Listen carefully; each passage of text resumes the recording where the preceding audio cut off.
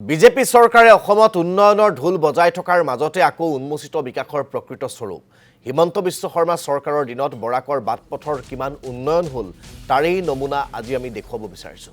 জৰাজীৰ্ণ অৱস্থা শিলচৰ জয়ন্তীয়া কালাইন পথৰ শিলচৰ বৰখলা আৰু কাটিগড়া সমষ্টিক সংযোগ কৰা গুৰুত্বপূৰ্ণ পথটো পথেই নে পথাৰ ধৰিব নোৱাৰা অৱস্থা। 3 বছৰ পূৰ্বে অসম মালাৰ অধীনত নিৰ্মাণ আৰম্ভ হোৱা পথছোৱা আজিও ঠিকাদাৰৰ গাফিলতিত অসম্পূৰ্ণ। ফলত নিতৌ সংঘটিত হৈ আহিছে দুৰ্ঘটনা। আমাক এই সন্দৰ্ভত সবিশেষ জনাব সমীন সেন ডেকাই।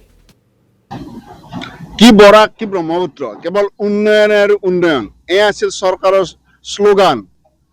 যে উন্নয়ন হৈছে সেয়া কেৱল বক্তব্য ভাষণত নে প্ৰেক্টিকেলি উন্নয়ন হৈছে সেই দৃশ্য আমি দেখুৱাইছো।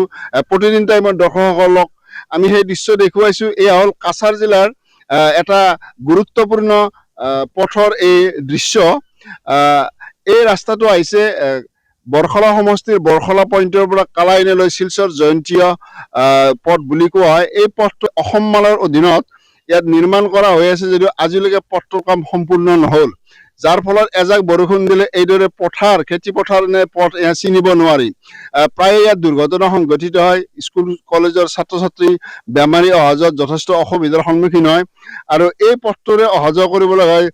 গুৰুত্বপূৰ্ণ যি আমাৰ গেছৰ চিলিণ্ডাৰ বা গেছৰ টেংক অহা যোৱা কৰিব লগা হয় জাৰাইল তলৰ পৰা দক্ষিণ অসম তথা চুবুৰীয়া ৰাজ্য ত্ৰিপুৰালৈ যাবলগীয়া হয়। গতিকে এনে ক্ষেত্ৰত যথেষ্ট সমস্যাৰ সন্মুখীন হয় চালকসকল। দাদা কি ক'ব, আপোনালোকে সদায় অহা যোৱা কৰি আছে?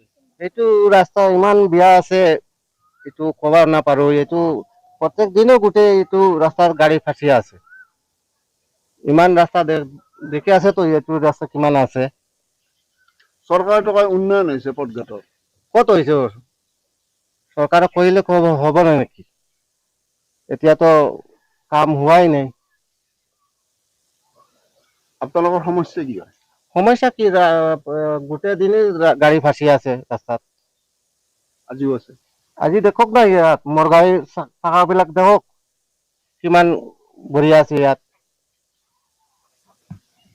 এয়া আছিল চালকজনৰ তেখেতৰ মনৰ কথা। তেখেতে ক'লে যে উন্নয়ন ক'ত হৈছে। এয়া প্ৰেক্টিকেলি তেখেতে কৈছে যে প্ৰতিদিনেই এইদৰে গাড়ীবিলাক এটা আবদ্ধ হৈ থাকে, পথত বিকল হৈ পৰে। দাদা আপুনি যদি আহে অলপ, আপুনি স্থানীয় ব্যক্তি এজন আছে, আমি তেখেতৰ পৰা অলপ জানিব বিচাৰিম।